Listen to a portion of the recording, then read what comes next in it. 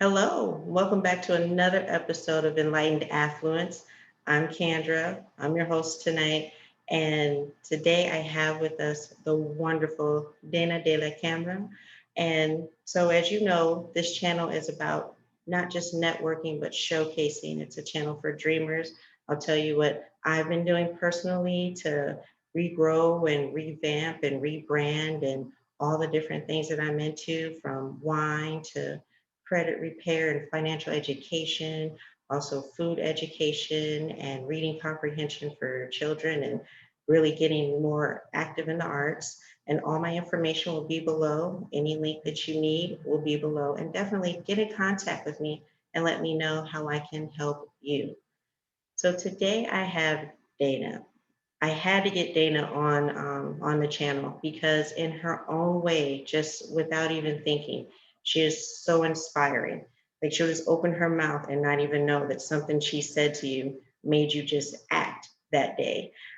She is a vocalist, she is a writer, she's a producer, she is everything, a true Renaissance woman. And I'm so happy to have her as part of my circle and my life. Hi, Dana, how are you? Kendra. I'm good. How are you doing? I'm very good. I'm very good. So tell us now, like, what specific projects are you on, like, right now that we really need to pay attention to and get with you on? So, Kendra, thank you so much for having me on your show. I really appreciate it. And then for highlighting, talent and businesses and so on. So I think today, basically what I'm working on is about a year and a half ago, before the pandemic, I was part of Songfest. So I was selected one of 11 artists in Broward to represent Broward through the Songfest program.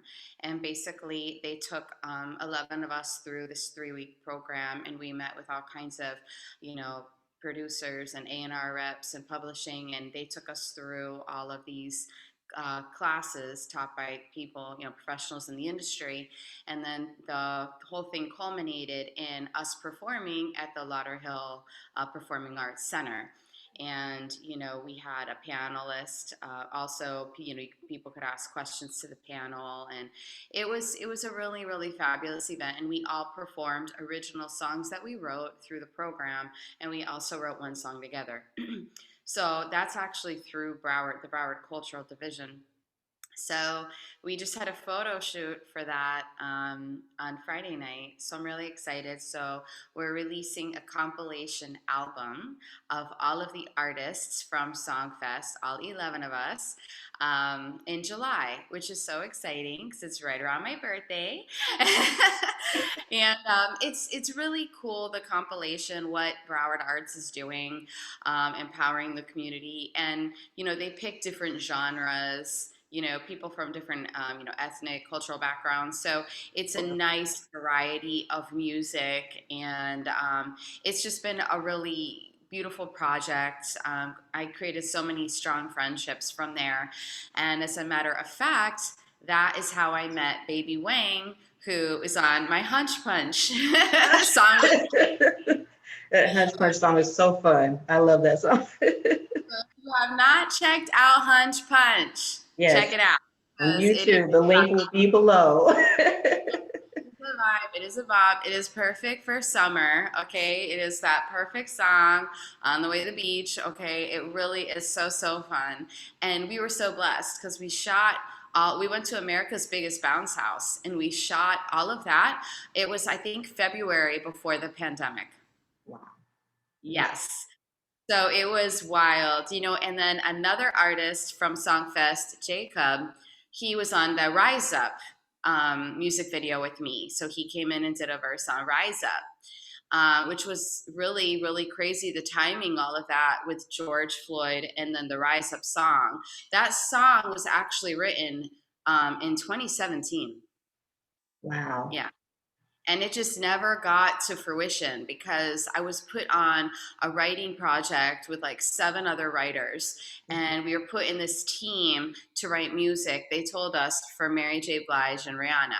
So they're like, we're going to give you 20 beats. you're going to work in the team, and you're going to write this music. Mhm. So that is actually where Hunch Punch came from, was one of those beats. So I just like went, I went home after getting the beats, and I just started writing and writing and writing and writing.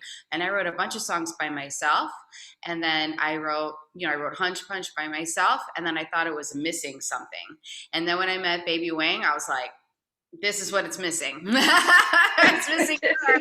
Come and like switch it up, put a little something special in there.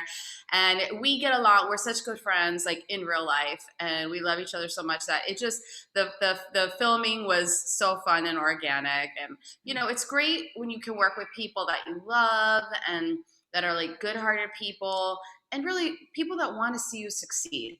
Yeah. It's not always that way sometimes. So, for me, I have been so blessed within the last 3 years to really surround myself with people that believe in me, believe in my talent. There's no competition, there's no ego. You know what I mean? It's just like, Yeah. it's just love. And when you can get that, is something so special about that. It's just really special. I'm sorry, my eyelash is like, I'm not supposed to my Mine were doing the same thing. So okay. No, I put on eyelashes for the photo shoot, and then I haven't taken them off, but they might be taking themselves off. But anyway, and then yeah, and then so yeah, so it's just been such a blessing, the whole Songfest type of family, being selected out of hundreds of people who other artists that submitted and stuff like that. So it's and then the whole program was led by Elston Torres, who is a two-time Grammy-nominated singer-songwriter. So it's been really, really great to have his mentorship, and he still keeps in touch with all of us. And, so it's great when you're part of a program that really does something, that's real people in the industry, that it's not just like here and then you're gone. Like, we keep in touch, and I send him my music for feedback, and it's just a really nice vibe. So that's coming up. I also have like 3 or 4 new songs coming up that I'm going to be releasing shortly. So, as I was chatting with you prior, I'm looking for somebody to help with my social media right now, because I wound up releasing a lot of things on my own, in the last year through the pandemic. But I'm looking for somebody, a professional. I'm not a professional social media expert. I do other things, but that is, it's not my gift. And so I'm looking for somebody, maybe it's, somebody out there that's watching, to contact me, because I want to grow my following. And in addition to music, I also do film. I'm an actor, a producer, a writer. So I produce films. And I was in a play. So there's 2 exciting things on that front. So I was in the first ever original hip hop musical theater production on the Clubhouse app. Thank you. Yeah, it was really magical. Again, another crew of people, like no ego, like total love. It was really moving for me to be around, because the cast is like 13 people, 13 people just by itself. And when you have so many different personalities in one space working together, not to mention the crew, because you still have to have all of the people doing the graphic design and the stage managing and the directing and the producing and the marketing and all of this. Yeah. So it was a lot. And actually, we're all going to LA for a retreat next week. So I'm gonna be able to meet everyone for the first time ever. Wow. So it was so cool, yeah, because we're from all over the place. There were actors and singers from LA, New York, Atlanta, Houston. I was in Florida, the only one, and then we had somebody else in the Virgin Islands. So it was so cool to have everybody on this project. So I'm really excited that we're doing that. And also, so it's called The Love Game. And now they're actually they're creating an animated feature to what we did on Clubhouse. So it's going to be an animated musical theater production. that they're releasing on YouTube, which is that's gonna be dope. Like that is really I'm excited. So that's coming attraction. They're also doing a documentary on how we did it. How we did it, and then I'm sure probably maybe parts of the retreat will be in there as well. Um, since it was the first one ever, it was historic because they're doing all kinds of other musical theater productions like In the Heights and Hamilton and Dreamgirls and the Wiz and a bunch of others. But this was the first original, so it was really an honor to be part of that. And then I was just in another play called Group Therapy. Okay. So Group Therapy is going to be now converted into a film as well. Nice. So that is the next project, and that we're going to be shooting that in July. So that's really exciting. And so Love Game was all about relationships and how what happened in pandemic times. Like when you're stuck with your loved one, what happens? Right. Well, because then you have no distractions. So people finally had to deal with stuff that hadn't been working for a very long time. But because of work or friends or family or kids or whatever, people just were not forced to have some of those tough conversations to really figure out, what is Yes. happening? Where are we going? Is this working? Do we want it to work? Are we still committed or are we complete? Like what? So it's all of that mixed in with music, and the music's all original. It's beautiful. They were singing live, Mm. and it's like it's so. I mean, one of the girls, and her name is Songbird Misha. Well, her name's Misha, but she goes by Songbird. If you look for her online, and she sounds just like Beyonce, and I'm not even kidding. Like the talent on the cast was like was crazy. I mean, I was like, how did I get so lucky to be here among so many talented people? That's how I felt. I was like, oh my God, what a blessing, what a gift for me, because they inspire me every day, and so that's exciting. And then group therapy was actually taking all the characters, like the literal actual characters from the Bible, and putting them in 2021 in a group therapy session so that they could work on their marriages, which is Uh, hilarious because the Bible has a lot of drama. yeah, yeah, So yeah.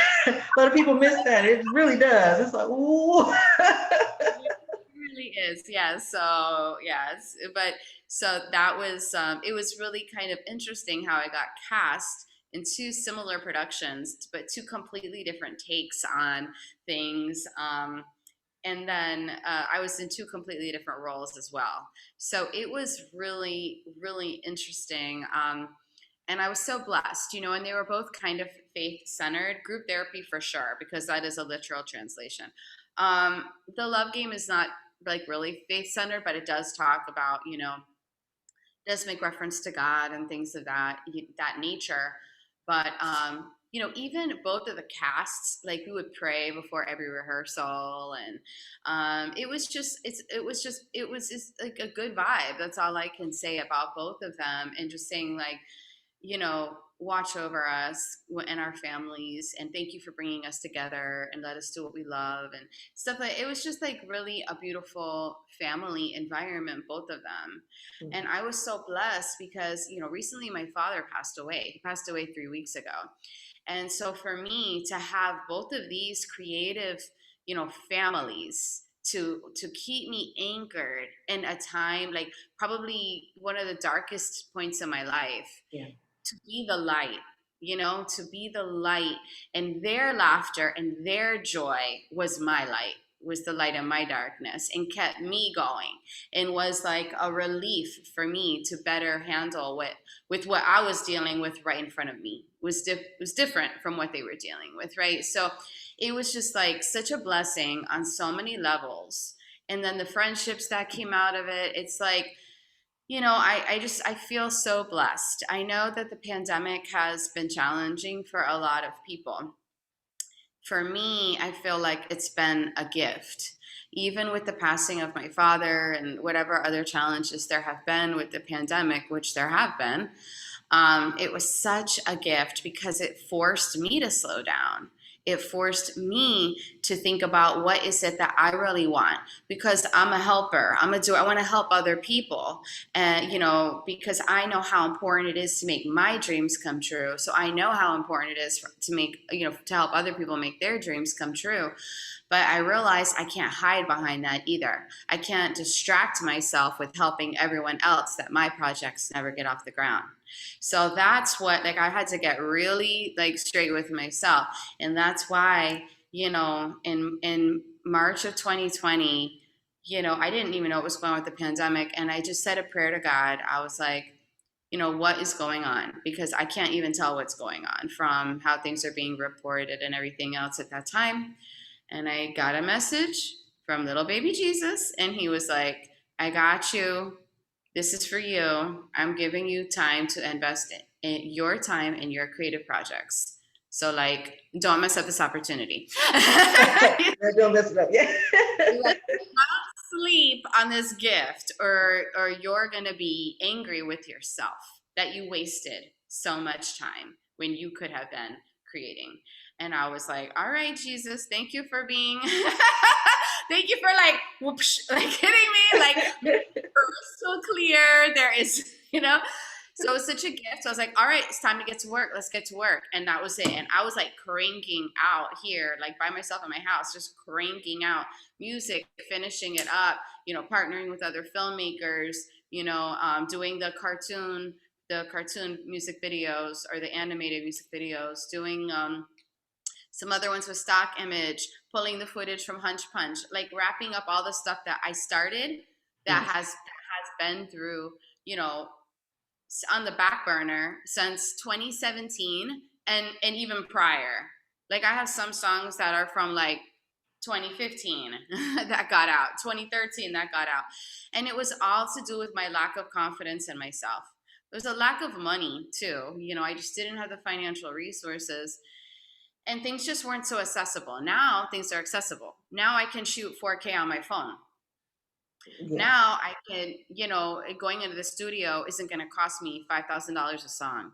When I first started singing, it was a real barrier to entry because I just didn't have that money to even pay for a studio. Right. Now I go into the studio and it's a lot more affordable, and I could do so much on my own and through, Pro Tools and GarageBand and all this. So it's so much more, like I could make a song on my phone. So it's just, everything has changed so much. It's been such a blessing. And I really thought to myself, if not now, when? Like, Exactly. tomorrow is not guaranteed. And even though I know this, right, I still couldn't get out of my own, conversation in my brain at that time with my own confidence and everything. And then that was really like the gift I got, was like, who cares what people think? This is for me anyway. This is, my job is to receive the message from God, and to enjoy in the experience and have a blast with it and create something magical in partnership, and then give it away to the world and have no idea how it's going to impact people. Like you said, like, I have no idea. Yeah. I'm just giving it away. I'm just giving it away. Right. So, it's a blessing if it was given to me, and then I share it, and then I don't know who it's going to impact. And it's funny because one of my dear friends, I was at her house last night, and her kids were like, "Let's play Hunch Punch," and I'm like, these kids are like 7 and 10, and I'm like, they're like screaming around the house like Hunch Punch, and I was like, I did not know Hunch Punch was for kids, but apparently struck a chord with them. So it's just so funny. I think it's just because the video is so fun and bright, or whatever. But so I never know, and you never know. Just share your gift and let it impact. Give it away, and just see where it goes. It's like, it also creates traction. It's like taking the first step. And then once you take the first step, you're like, okay, I didn't die. Like, I was scared. I was nervous of what people thought, which I have a song coming up next, which is called Like a Boss, which was terrifying for me because it's very strong, like, Okay. and it's also like rap sounding, like it's very Miami. It's Okay. I can say very Miami. Most people, I've sung all kinds of other styles, but they haven't necessarily heard this style from me yet. So, and it was stepping into a piece of me, like being this like strong woman, like tapping into my sexuality, but not, in a way that I could own it and feel comfortable with who I am as an expression of me, not as trying to be somebody else or just trying to do what I think will sell, but really finding my way. And I don't hate, like, whoever, do your thing, do you, be you, I'm just saying I was having a hard time finding my voice with that particular topic because I don't even think I was comfortable yet. I was still getting comfortable with all of that myself because, there's so many things about, women and, how I want to portray myself and the message I want to communicate to other women and to even young girls. And it's like, how can I find this balance for me that's authentic? And even at the same time learning as I'm going because I didn't even know myself. So that was really really interesting. So we shot 3 days on three with two different filmmakers because I was like the first filmmaker, I saw the footage and I was like, I could see like the stress in my face. It was like painful, and I was like, that's what it looks like. Like that's not cute at all. So I have to reshoot this. So I called another filmmaker who's shot other things for me and was a dear friend and just knows how to make me feel more comfortable and at ease with something that was so intimate. Mm-hmm. Because this song, Like a Boss, is actually written about the man that I'm attracting into my life, like in the real life, like in real life. So I Okay. took this course, and I had a coach, and the assignment. And this is funny because like I've coached people before, and I've given them the same assignment. But I wrote I wrote basically a letter of everything that I wanted in my romantic partner. And like I already have it. Like, thank you for being this and that, and Yes. loving and whatever. And I was bored. So every night you read it before you go to bed. So it's like leaving little breadcrumbs for the universe, right? So that person can find me.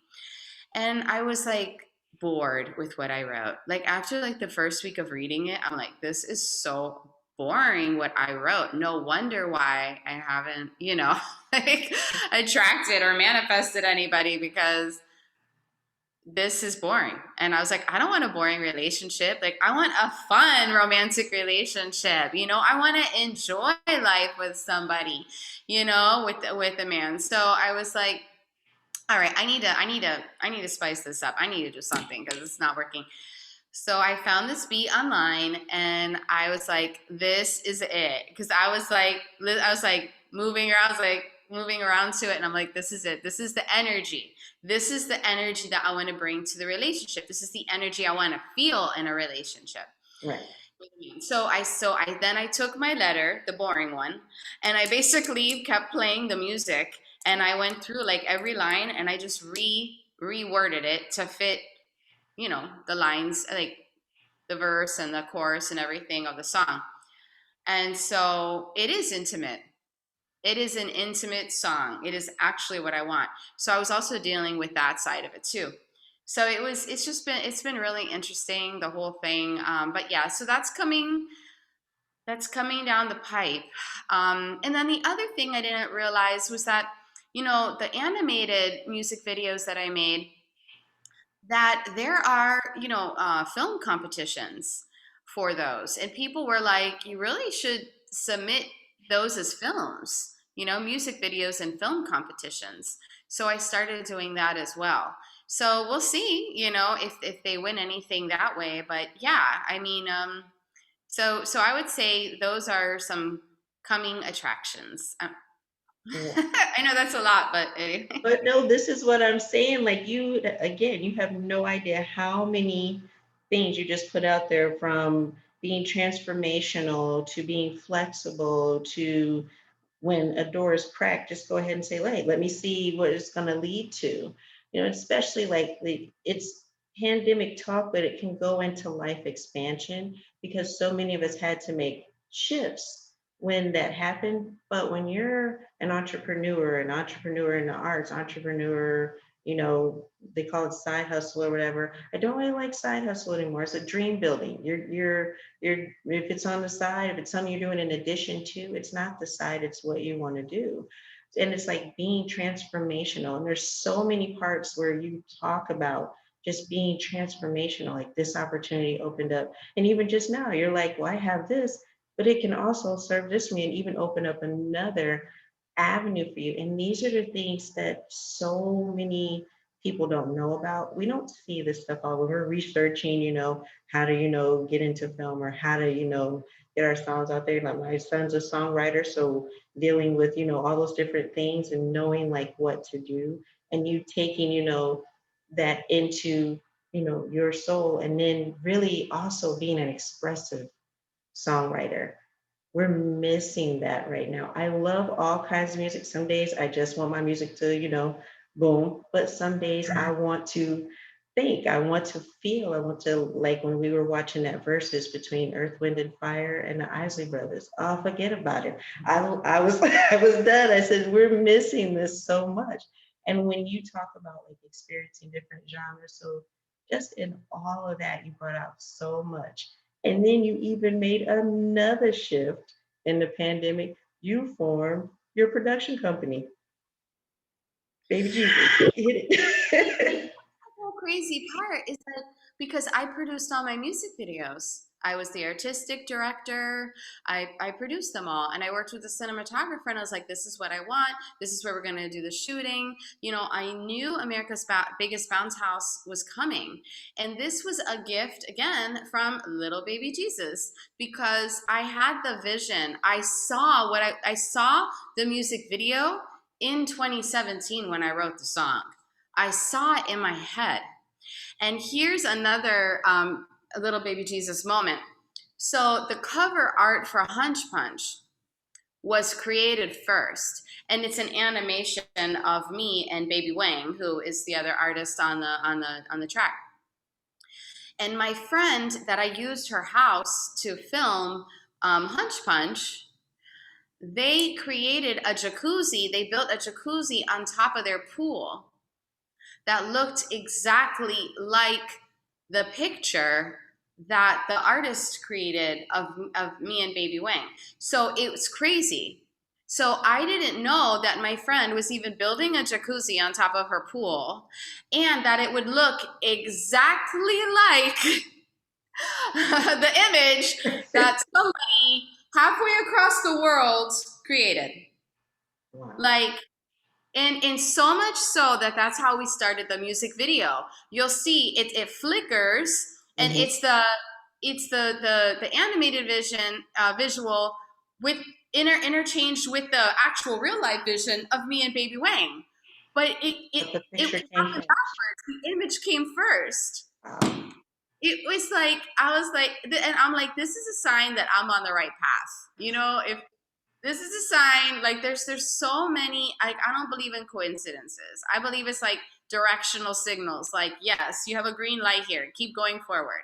You know, Mm-hmm. I'm on the right path, so keep moving, you know. So it's been such a gift. And then I realized, wait a minute, if I'm doing this for myself, I can do this for other people. So that's when I started. And it's actually a funny story, at least I think it's cute. I was at the studio recording a song, and whenever I leave the studio, I always um, I always listen to the song over and over and over again in my car. That's like the test. If Yeah. I can put my own song on replay, like repeat for an hour, it's done. Yeah. It's done. So, so I was doing that, and at the same time, I got like a little message, and I was like, So Baby Jesus was like, "You should start your own production company." And I was like, "What? Me? Like, I don't know if I'm ready." Because I've been an associate producer, an assistant director, a writer. I did casting. I've done production scouting. I've done acting. I've done lots and lots of things for feature and short films. But because I wasn't masterful at like cinematography, you know, I didn't realize, like, I wasn't giving like myself enough credit. Like, because one area I don't know everything about, I was like, oh well, I don't know. I need to be with this person, that person that really knows. And that's not really the case. And I got to see that because I would hire, cinematographers, and I would partner with them, and I would say, this is my creative vision, this is what I'm seeing, this is where we're going to be, this is the effect that I want to get some slow motions here. Like, I would give all the art direction, and then that cinematographer would capture all of that, right?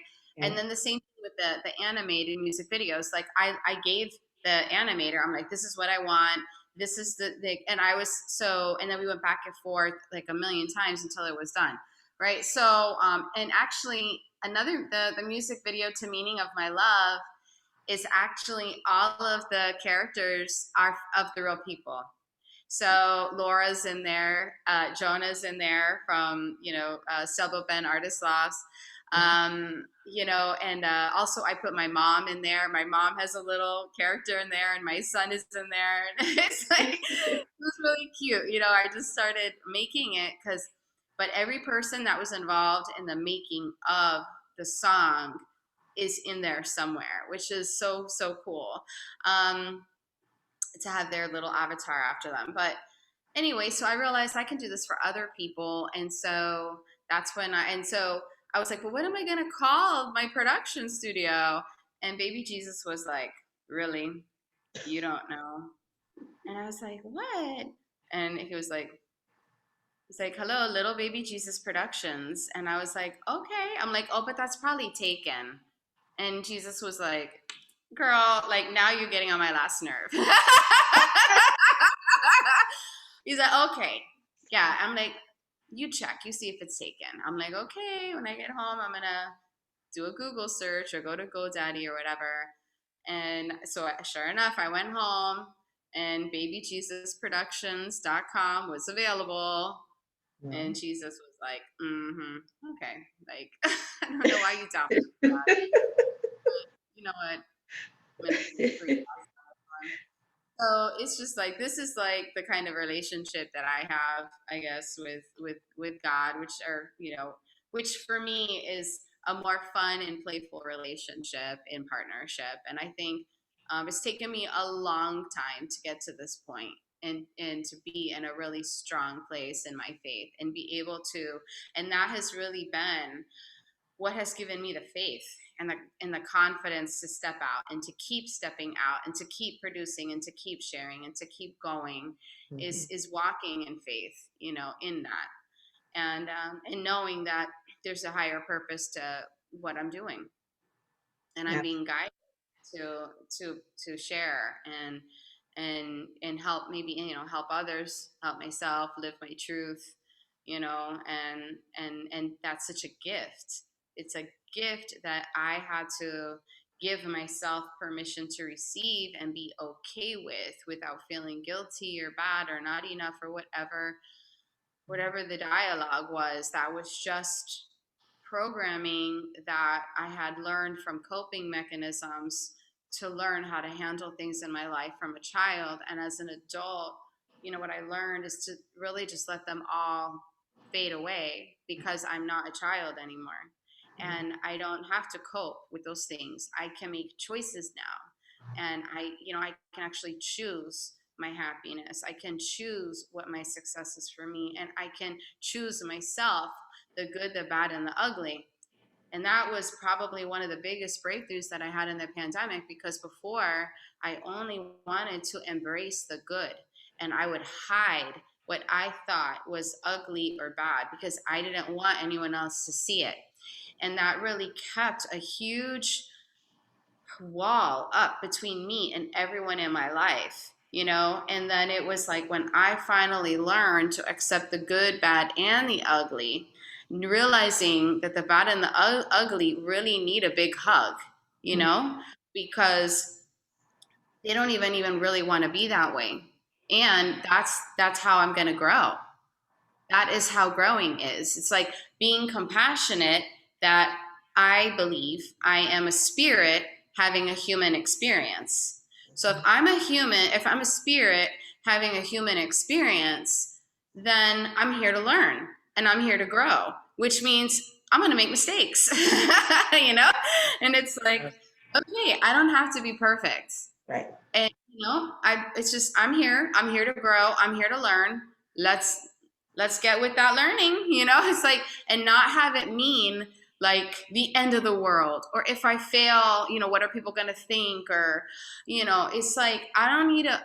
I've already been down that rabbit hole, and there is no cheese. Okay, there is no cheese at the end of that tunnel. So and I'm like, okay, it's time for new. It's time. It's like new actions. Just new. I need it. Like I don't. I chose, and I said I'm gonna put myself out there. And I remember when I posted my first music video, it was Rise Up. I was terrified. Terrified.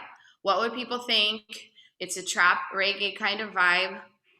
Obviously, I'm light skinned. It's like, what are people gonna think? I had all these things, and you know what I really got, even with all of my island music, I had a fear around how I was going to be, or even if I would be accepted. And I did a live performance with David Muir, one of his art exhibitions. There's like 200 island folks, and we were singing Rise Up, we were singing Bring Me Your Love, Passion on the Floor, and people were like singing along and had a good time. And what I really got was it's the energy behind what Yes. I'm doing is positive, uplifting energy. I grew up I'm from Connecticut, but I lived my life in Miami with mostly, I'll say, Cuban and Caribbean people. Like I associate more with Cubans and people from the Caribbean than I even associate with Italians. And Mm. that's like, my heritage, and so it's strange because people will say, "Oh, where are you from?" Because everyone always thinks I'm Hispanic, and I'm like, well, in my heart, I'm Cuban and Caribbean, because that's like my whole life. What I know, like I've done Carnival, and I do Yes. Noche Buena, like, of course, I know. It's like, of course, I'm going to Noche Buena. It's like I will leave my family's home and I'll go to Noche Buena. Like I will leave, like, because it's just me, really. The rest of my family, like, they do their own things, but for me, it's like, it's just, I guess, what I gravitate to. I gravitate to culture. I gravitate to that's what I gravitate to. So my whole life, I've always just done all these different things. That maybe if you look at me from face value, you would maybe not think that. I don't know. But that's good. I think it's a surprise. Yes. And so anyway, it's given me a lot of confidence, because I know as long as I walk in my truth, people are going to say whatever they're going to say anyway. Like, I Yes. can't make everybody happy all the time, and that's fine because I already know that. I can make myself happy though.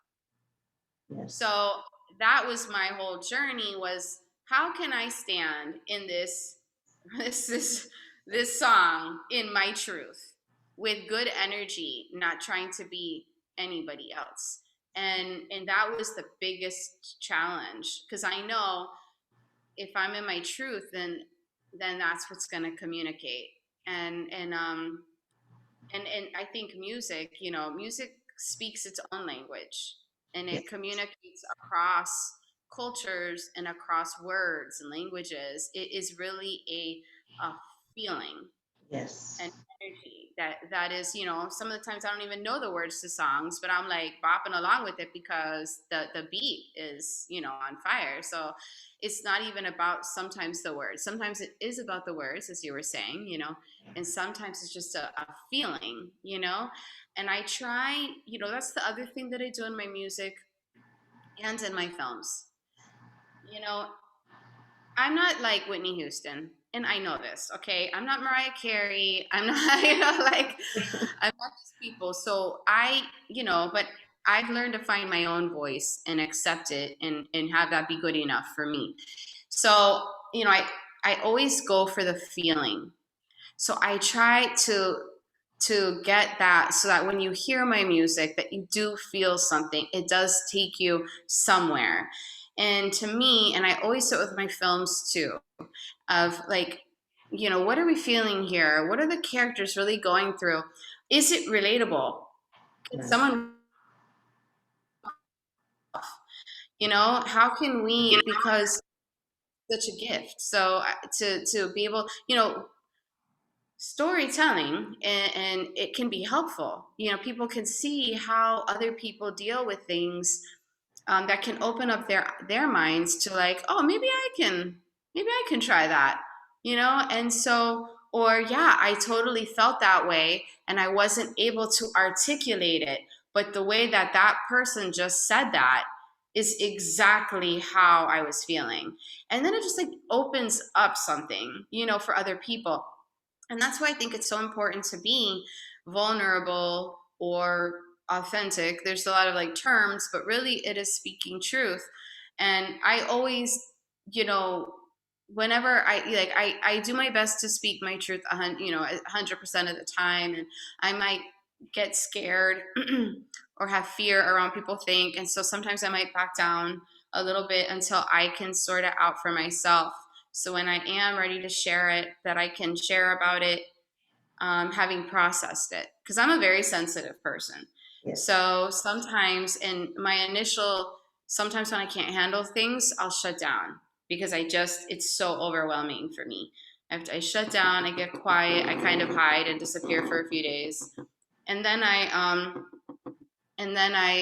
just allow myself to process, and then I can come back and be clear and articulate what I'm meaning to say. Because sometimes I can't even articulate what I want to say, So I think just I've learned to be compassionate with myself in that way. And I've learned not to take things personally. And sometimes I do struggle with that a little bit, but I've come so far. At least I know when I'm doing it. So I can go back and regroup and say, all right, Dana, what's going on? Like, what are you making all of this mean about you? And do you really need to take this personal? Is this person really trying to hurt you, or are they just telling you what they think? Because they're on their journey too. Who knows what their journey is? Right. So, and do I need to talk to them about it? What is the step that I need to take? Or is it just over here with me that I need to like just realize it was a sentence that wasn't meant to hurt me? It was like feedback. And what am I going to do with that feedback? So it was because I know for me, when I first started speaking my truth, it was really hard for me to be honest with people, because it's easier to just say, oh, that was fine, and not say anything. But if people ask, what do you really think? Okay, you really want to know what I think? Okay, I'm going to tell you. It's only my opinion, take it or leave it. Right. This is what I felt was missing, that if it were present would elevate your project or whatever. And then they can take it or not. But, I would never even in a million years communicate that to anyone about anything. I would just shut down and be quiet and try and fix things on my own. And that never worked. Never worked. And then people always were like, they just never felt like they could get to me. Like I was unavailable to them because I wouldn't let them in to those moments. I just would shut down and carry on like nothing was wrong when lots of things were not working.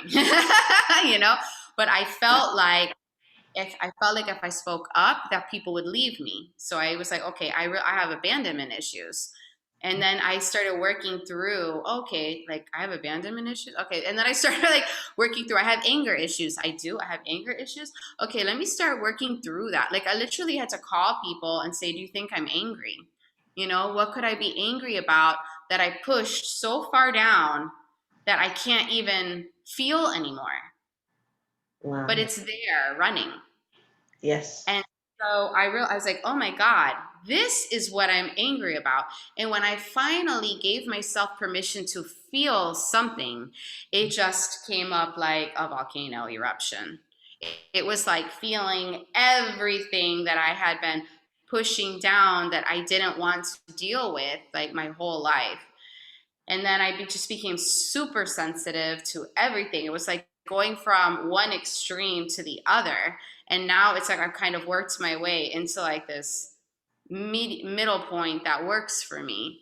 So it's been a journey, and I'm so blessed and grateful for every single experience, every single person, every single moment in my life that has taught me the lessons that I needed and wanted and asked to learn when I came here to bring me to this point. You know, and now I feel like I have completed everything from my past, and I am like freed up to really enjoy life to its fullest 100% without hiding any part of me. And it was it's I'm just so blessed and thankful that I got here. You know, I knew, and I'm still on my journey. Okay, it's not like it's handled. Okay, it's I'm gonna be on my journey till my last breath. Oh, And I always all of us. Yes. right, but I'm really thankful because I knew from when I was a kid that my journey was going to be around learning how to love myself and let others love me. And at the very end of my father's life, he was always giving and doing for everyone else his whole entire life. And at the end, you know, God slowed him down to the point that he had to receive. He had to let other people take care of him so that he was on the receiving end. And I'm so thankful that he got that gift before he passed, that he was on the receiving end of the love. And I saw that myself as a reflection in him with like my cast members that were that you know was like I didn't have the bandwidth really to show up and give anything. I showed up to rehearsal and I was quiet, and everyone was like, what is going on with Dana?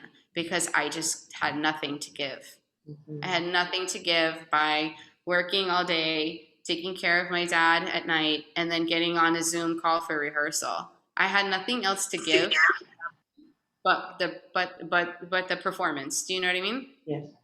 So it wasn't until the end that even the cast knew what was going on, really. They had no idea.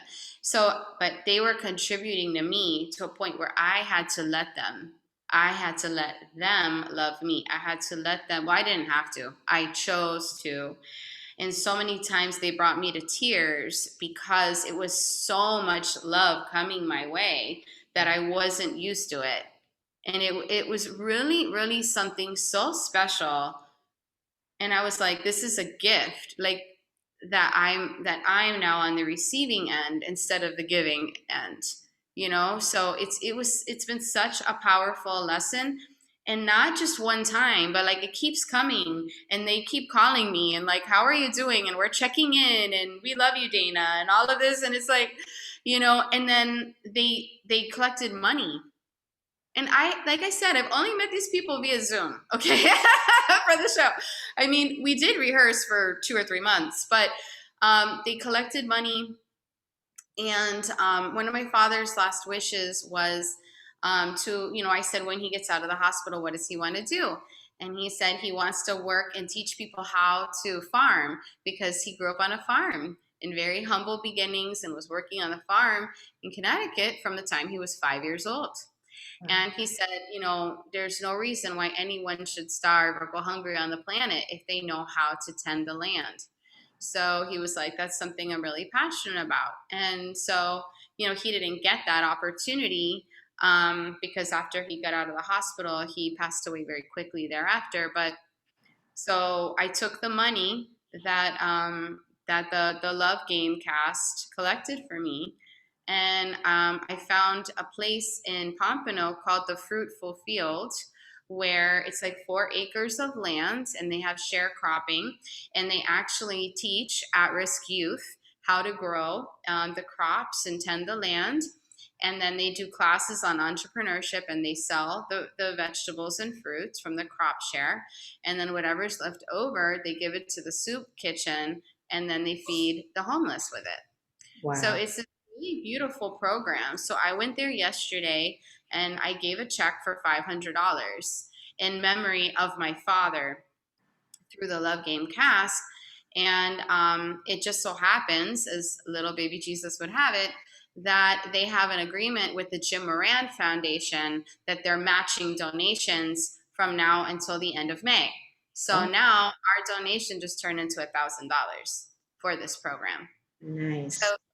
it's like it's so many, you know what I'm saying? And there's no way I could have known any of this was going to happen. I had no idea. I am simply following the messages I've been given. This is what, is being told to me to do, so this is what I'm going to do. Like, and I had no idea, so I'm really walking in faith. I had no idea they were going to give me any money at all. I had no idea how any of it was going to go, and it's like blessing after blessing after blessing after blessing. So for me, I'm like, I've learned to walk in faith, and I know that everything is happening in my highest and best good, even if it doesn't look like it in the moment. It's happening for my highest and best good. So standing from that point of view, how can I look at this situation newly, Yes. right? And then really be in that. And it's been wild, and dealing with my father has given me so much comfort around death, even his experiences and things that happened, and it's really released a lot of my fears that I had around a lot of things, and which is like, it's what the whole cast of the Love Game, they said to me, they said, Dana, energy never dies, it transfers. So I'm excited to see how your dad's energy is gonna, transfer into your life and create that spark and manifest and show up and take you to that next level. And I never thought about it that way, and it's such a beautiful way to think about it, because my father was such a light in the world. He loved life. He was dancing still 3 nights a week. He was working part time. He was on the bowling league. He was 82. Wow. He was doing all of this before the pandemic, and he just loved life. And so I'll tell you and anyone that watches this, please take a piece of my father's energy and put that spark in your life wherever you need it, whenever you need that mental or physical strength or that confidence or that push to keep going. And call on your ancestors, call on your grandparents or parents or brothers or sisters or whoever has passed on before you, because they're there, they are there, and they can help you in your time of need. So and it's wild. My dad's favorite singer was Dolly Parton, and the woman who just moved into the house next to me, her name is Dolly. It's like little things like that where you're like, okay. Like, it's not a common name, really. I've never met another Dolly in my lifetime until this woman over here, right? So it's like it's these, it's like there's so many. I don't believe in coincidence personally. I believe it's all a sign and a green light. Like my dad just letting me know, I'm here. I'm still here with you. You might not see me, but I'm here, and I'm here. You know, and it's been really, really helpful. It's really helped me to be able to move through the grieving process. I'm still grieving, but it's definitely helped me navigate and know that he's okay, and know that he's with me in a different way, in a new way, that I'm thankful for, that I had even the people in my life to put it in that point of view for me. Like I said, like just such a blessing having groups of people that are so supportive and loving and everything. So it's I'm excited. I'm excited for life. I'm excited to see where what's next for me. So You yes. So make sure you connect with me online through social media so Yes. that you can connect and stay, be up to date on the coming attraction.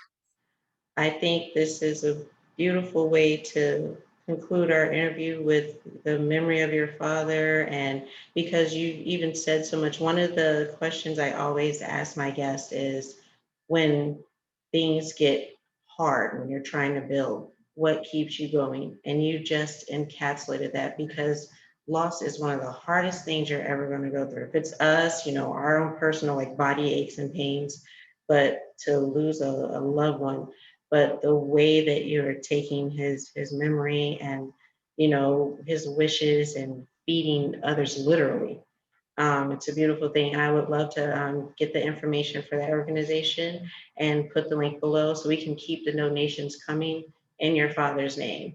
So let's do it. And I thank you so much. I'm definitely going to have you on again. You're all just a ton of information, so many different things we could talk about and everything. But I thank you so much for your time, for your energy. And yes, I'm gonna have links to the projects that are going on and everything, and her YouTube channel, so you can check out this beautiful music and just get up and dance and everything. All right, Miss Dano, I thank you so much. I thank you so much. All right.